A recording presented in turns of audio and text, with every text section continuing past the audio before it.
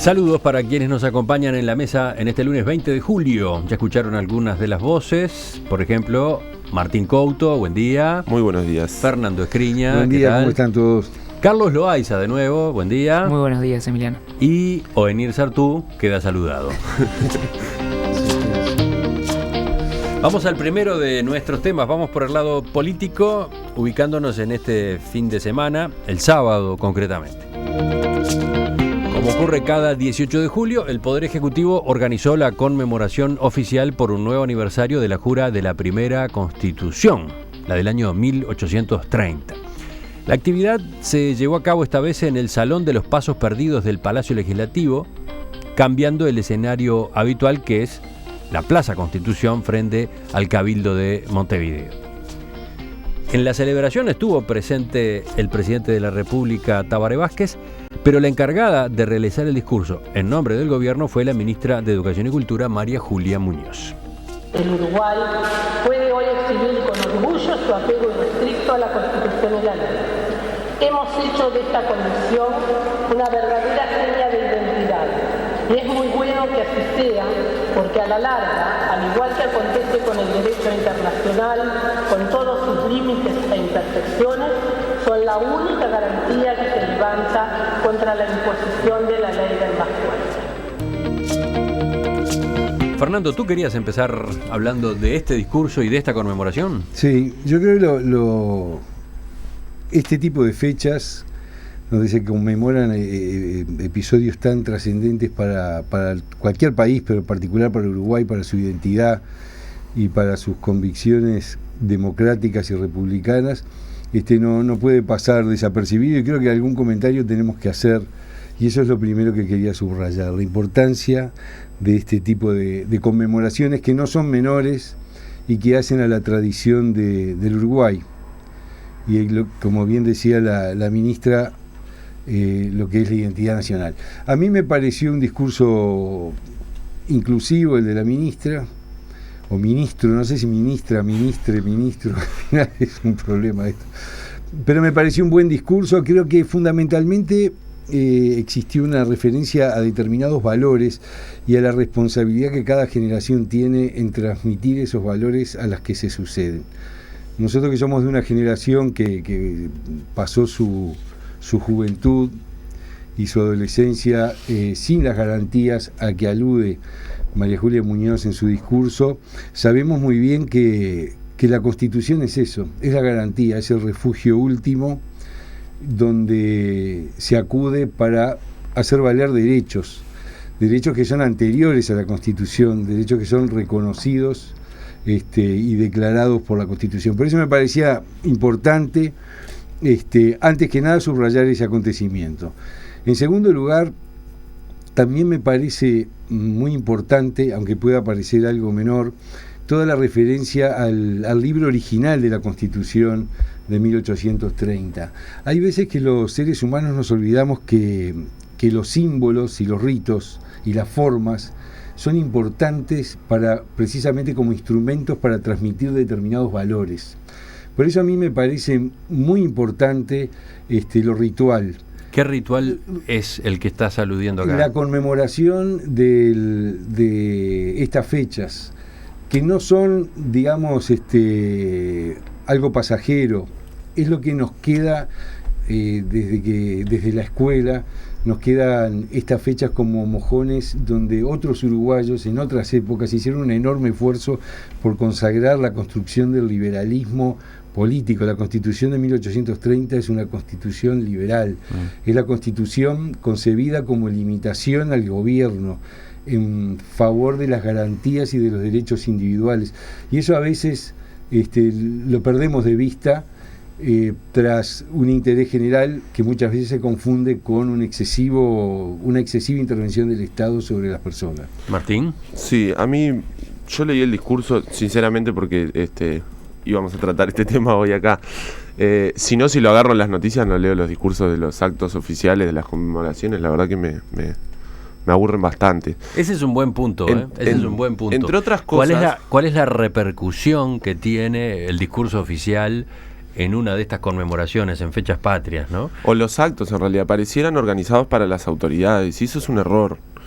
Junto con otro error, digamos, yo quisiera ver un festejo en la calle, más allá de que comparto que hacerlo en el Palacio Legislativo tiene tanto simbolismo como hacerlo en la Plaza Constitución o Matriz, pero me gustaría un festejo en la calle. Creo que ese es un problema que está organizado para las autoridades, y el segundo problema es que en pos de incluir se termina haciendo una lectura de la historia que yo no comparto y que me parece con errores históricos graves. Por ejemplo, plantear que hay una continuidad entre la Cruzada Libertadora, entre el artiguismo, la Cruzada Libertadora y la Jura de la Constitución. Eso no es cierto. No es el proyecto de Artigas el que aparece reflejado en la Constitución de 1830. A ver, Fernando, ¿ibas a intervenir? No, pero lo que ocurre es que una cosa son las formas de gobierno y otra cosa son las garantías que tiene.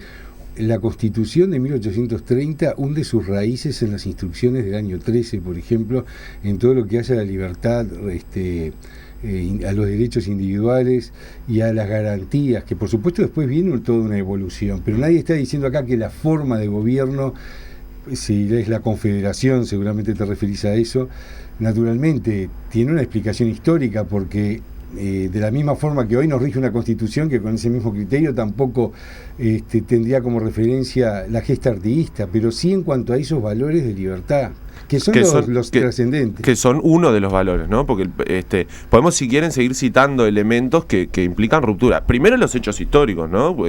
Una clara derrota del artiguismo, un exilio de Artigas, con incluso quienes se quedaron en Uruguay y después fueron parte de este proceso con enfrentamientos con Artigas, pero además, por supuesto que la Confederación y el federalismo no está recogido en la forma de organización de la Constitución de 1830.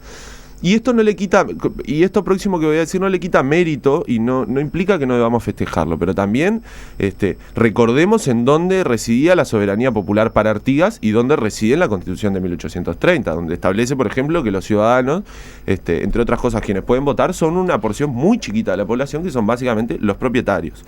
Esa no era la concepción de ciudadanía y de soberanía que tenía Artigas. Entonces creo que si se quiere plantear una continuidad, que yo no condeno esa interpretación, la discuto mucho. Bueno, hay que explicarlo muchísimo, porque si no uno pareciera, como aprende en la escuela, ¿no? Todas las fechas patrias son parte de un mismo proceso que empezó con uno, que pensó una estrategia y termina en otra fecha histórica. Bueno, eso no es así, y me parece que el otro problema de los festejos es cuando, en pos de incluir, reducimos tanto la historia que termina siendo casi nada.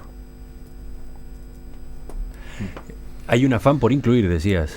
Yo creo que hay un afán por incluir que se encuentra una mala vía. Yo creo que hay que incluir, y por eso hablo de los festejos populares, pero creo que tiene que ser en base al rigor histórico, al relato riguroso de los hechos. Ahora volvemos en todo caso sobre ese tema. Vamos con Carlos, otro abogado acá en la mesa. Me parece que el tema es muy rico y la ocasión es muy oportuna y muy pertinente, y celebro la idea de incluirlo también de Fernando, porque creo que es un asunto complejo, y creo que todo lo que se ha dicho hasta ahora tiene gran parte de verdad. Hay que separar muy bien el rol que tiene en la identidad uruguaya el constitucionalismo y el movimiento constitucional, y el reconocer la importancia de una constitución con ese sentido de Tomás Moro, ¿no? Cuando no tenemos la constitución, cuando no tenemos estos parámetros, no tenemos dónde escondernos. O sea, no hay dónde esconderse, no hay dónde protegerse, no hay mejor manera de protegerse. Y en ese sentido comparto totalmente la importancia del ritual, de la liturgia, de preservar el contenido a través de las formas a lo largo de los tiempos, de mucho tiempo. No hay manera, y uno lo puede percibir, tal vez cuando se es más joven cuesta más verlo, pero la importancia que tienen las tradiciones, hasta en una familia, en una institución, para preservar viejos valores que no terminan de comprenderse mucho. Y en ese sentido toda liturgia tiene cumple con una función de transmitir valores, y también es simplificadora. Pienso en lo que decía Martín. En esta ocasión la liturgia tuvo algún cambio de escenario, ¿no? Sí. En vez de la Plaza Constitución, sí, donde habitualmente se hace el acto, se optó por el Salón de los Pasos Perdidos del Palacio Legislativo. Según se nos explicaba en Presidencia de la República, la causa estuvo en las obras que están desarrollándose en el Cabildo. Y se optó además por el Palacio Legislativo porque allí, en estos días, está llevándose a cabo todo un trabajo con el ejemplar original de la Constitución de 1830, ese que está exhibido habitualmente en una vitrina y que está siendo digitalizado, ¿no? Está siendo microfilmado. Totalmente. Bueno, el cambio está explicado, aunque generó cierta controversia. Yo creo que hay una explicación para el cambio.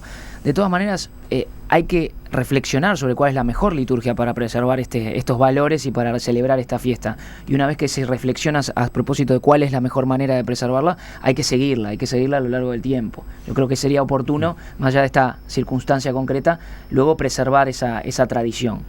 Por otro lado está la discusión de fondo de la Constitución del año 1830, que esa es otra y muy distinta a mi juicio, y creo que no es el objeto, por lo menos no era la idea de Fernando al traer este tema.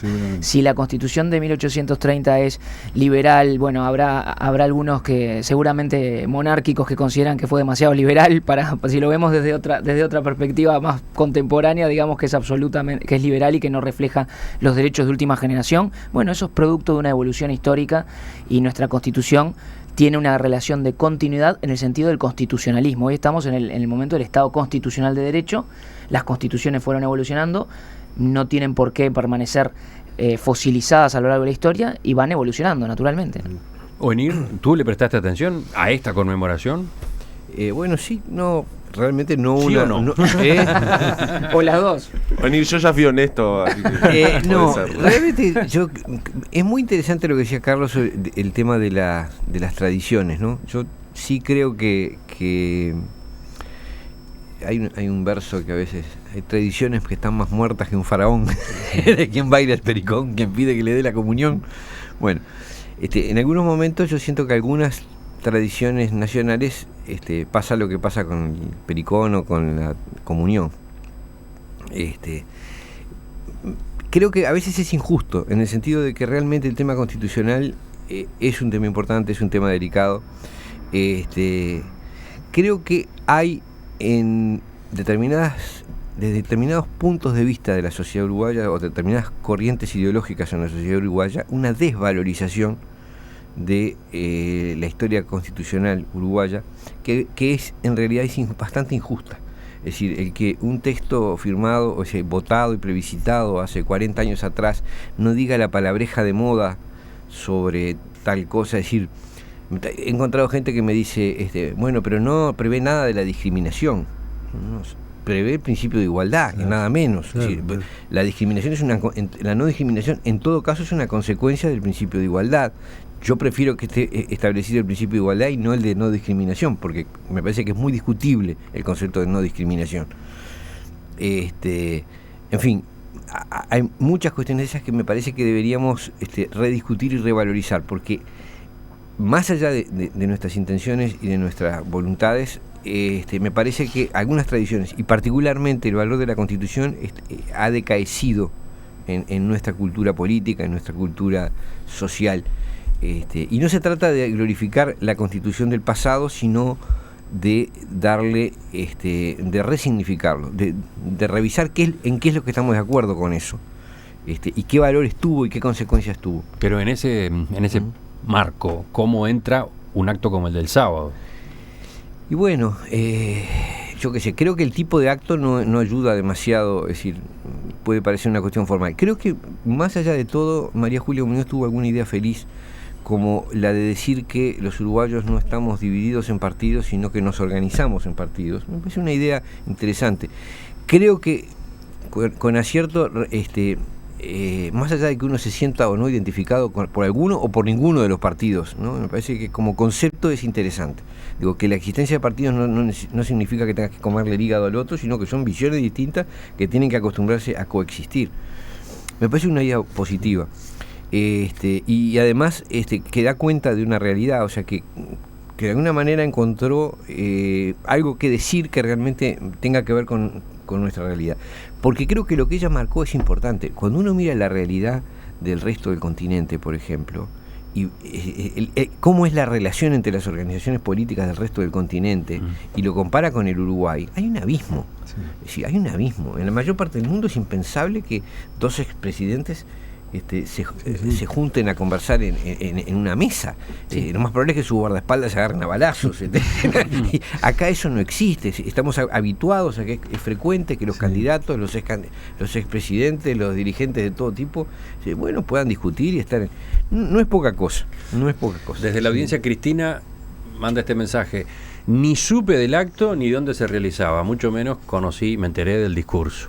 Quizás una cadena de radio y televisión hubiera sido más abarcativa, yo no me sentí incluida. Acá vamos al tema de las formas, ¿no? Sí. De los medios para conmemorar, para llegarle efectivamente a la gente con este recuerdo o esta revalorización. Sí. Yo comparto lo de venir, es decir, lo que se busca para mí a través de la valorización de estas fechas, que además sí son tarea del oficialismo, sin duda, es tarea de la clase política en su sentido más profundo del término, clase no como sentido de privilegio, sino como sentido de responsabilidad, ¿verdad? Aquella como refería a la nobleza Ortega y Gasset, es decir, la responsabilidad que implica la investidura, claro que sí. Pero lo importante aquí en lo ritual es que hoy los uruguayos respetamos y sentimos lo que Cassinelli llamaba la convicción colectiva en que la Constitución de la República debe ser respetada, y es el contrato, si bien son teorías hoy algo superadas, que nos vincula a todos. Eso es lo esencial, porque el Uruguay pasó una etapa donde no fue así. Y si ¿A qué estás aludiendo? Y estoy aludiendo a la década del 60 concretamente, y no me refiero 80. A ningún... Pensé que ibas a la dictadura, vas más atrás. No, voy atrás, es decir, yo sostengo que en el Uruguay de la década del 60 existió de todas las fuerzas políticas cierto deterioro en la convicción republicana y en la valorización de la democracia y de la Constitución de la República en particular.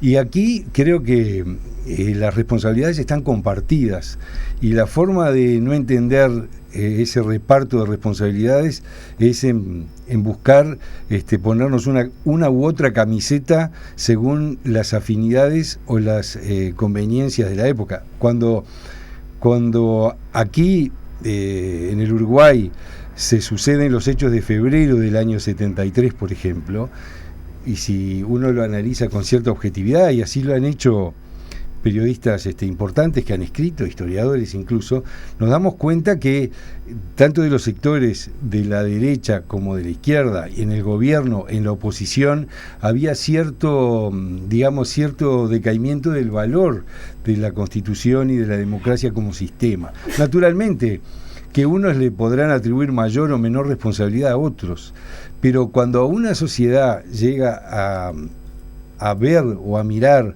como pasó en febrero del 73, llega a mirar a las Fuerzas Armadas como la reserva a partir de la cual se pueden establecer determinados cambios y determinadas reformas, esa sociedad está enferma y requiere entonces hoy en día recordarse también eso para que no se vuelva a repetir. Porque aquí podemos hacer varios relatos en uno u otro sentido. Yo creo que falta una enorme autocrítica de esa época que ha quedado opacada por lo que fue después la dictadura a partir de junio del 73, ¿verdad? Entonces, ¿qué pasa? Yo quiero decir con esto que es rebajar mucho la discusión, pretender que no existió responsabilidades compartidas que a mi juicio se explican y cristalizan en las actitudes de febrero del 73. Sí, yo creo que uno de los grandes problemas de cuando hablamos de la Constitución es que hablamos tanto del respeto a la Constitución desde una forma como si fuera una Biblia. Y yo eso es con lo que discrepo profundamente. Yo creo en el respeto a la Constitución como una herramienta. Y creo por eso que los festejos por el 18 de julio tienen que ser con un contexto histórico y una lectura histórica profunda. no la Constitución como, sí, por supuesto, como la fundadora de este Estado de Derecho, pero como una herramienta para su época, con un contexto, y en donde los constitucionalistas no fue el uruguayo universal. Entonces hay determinados valores plasmados, la ciudadanía queda y la soberanía queda sobre determinadas personas, con un contexto ideológico y de historia de las ideas mundial. Es una democracia liberal burguesa la que se funda en 1830, y esto no le quita mérito a la aprobación, a la jura de esta Constitución. Lo que sí hace es ponerla en contexto, y ahí sí me parece que tenemos una base mucho mejor para respetar nuestra Constitución, sabiendo que es una herramienta que se tiene que cumplir, pero se puede discutir, y que se puede reformar, y que no hay que tener estos temores que también hoy en día pasan, en donde cualquiera dice que le parecería mejor discutir tal cosa de la Constitución y ya se le tira arriba la cuestión del respeto a la Constitución. Pero si la estoy respetando, tanto la respeto que la discuto y planteo reformarla cuando creo que hay que reformar la herramienta. Bien, Martín toca un tema para mí. La Constitución en sí misma de 1830, más allá de que se pueda hacer un revisionismo histórico, tiene muchísima importancia y muchísimo valor como evolución del liberalismo, precisamente. Además, esos hombres, y me toca más de cerca porque mi padre es boliviano, que se formaron en la Universidad Mayor Real y Pontificia de San Francisco Javier de Chuquisaca, una de las universidades más importantes de Latinoamérica, tanto José Yauri como el propio Jaime Sudáñez, que había nacido también en Sucre. Y creo que fundaron una Constitución que para su tiempo fue de vanguardia, más allá de que luego, naturalmente, toda Constitución va evolucionando y requiere ajustes. Pero creo que eso, para volver al discurso, es muy interesante que no estamos en un momento en el cual no se esté hablando algo de la Constitución. O sea, el discurso cae en una celebración de la jura de la Constitución en un momento en el cual algunas facciones de la fuerza política de gobierno hablan de reforma de la Constitución, incluyendo incluso una reforma en la revisión de la constitucionalidad de las leyes por parte de ya no más de la Suprema Corte de Justicia, sino de un tribunal constitucional independiente. O sea que estamos en medio de una discusión de fondo sobre la Constitución, y en el discurso no hubo ninguna alusión al respecto, por lo menos explícita, que yo haya identificado, a una necesidad de reforma o a una necesidad de no reforma. También puede tomarse como que hay una convicción de no necesidad de reforma. Hubieran puesto el grito en el cielo si un acto oficial del Estado se metía en la discusión que están dando los partidos políticos. Acá nosotros tenemos algunas dificultades con el texto constitucional, y cuando se alude a la reforma constitucional y a los derechos que se pretenden, reivindicar o incluir dentro de la Constitución. Y se habla muchas veces sin la profundidad que requiere analizar el contenido de nuestra Constitución. Yo coincido con Ovenir. El principio es la libertad, no es la no discriminación. Pero además nuestra Constitución tiene la virtud de haber sido pionera en la consagración de un principio general según el cual los derechos que enumera la Constitución no son taxativos, y están incluidos todos los que son inherentes a la persona humana, con lo cual le da un marco de amplitud en el concepto liberal y, si se quiere, burgués, que puede que le moleste a Martín en algún sentido. No, creo que hay que describirlo. Aquí, por ejemplo, se dice cosas que no son reales. Es decir, cuando se habla de reformar la Constitución, se dice así porque la Constitución está hecha para los propietarios.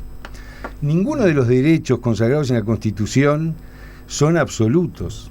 El único derecho absoluto que consagra la Constitución es el de la soberanía que radica en la nación.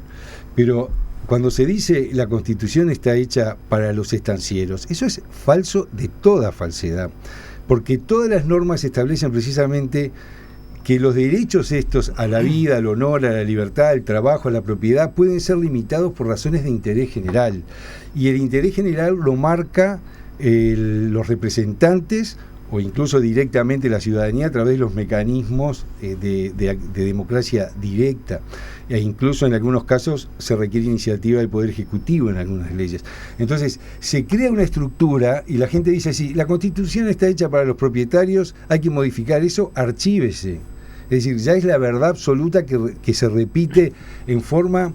¿Estás aludiendo a Mujica? Estoy aludiendo a Mujica, porque en definitiva la ciudadanía, que no entra en el tecnicismo si el artículo 72 dice tal o cual cosa, el artículo 7 establece esas razones de interés general, lo toma como una verdad y en los líderes que tienen por su prestigio y su fuerza política mayor responsabilidad deberían ser más cuidadosos en hacer esos titulares tipo tweet, ¿no?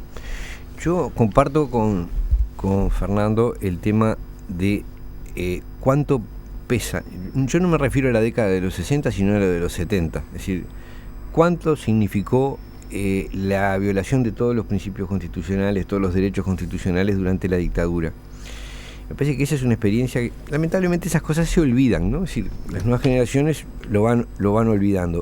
Y algunas viejas generaciones fingen olvidarlo, o no lo aprecian en su debida, porque no diremos que Mujica no sabe. Pobre las nuevas generaciones, ¿no? Esa idea de que las nuevas generaciones se olvidan, no les importa la Constitución, la ley. Yo no la comparto. Pero yo no te dije. Y creo que hay sí una generación que tiene que seguir Déjame terminar, porque no me dejaste política. decir lo que te estoy diciendo. Lo que iba a decir.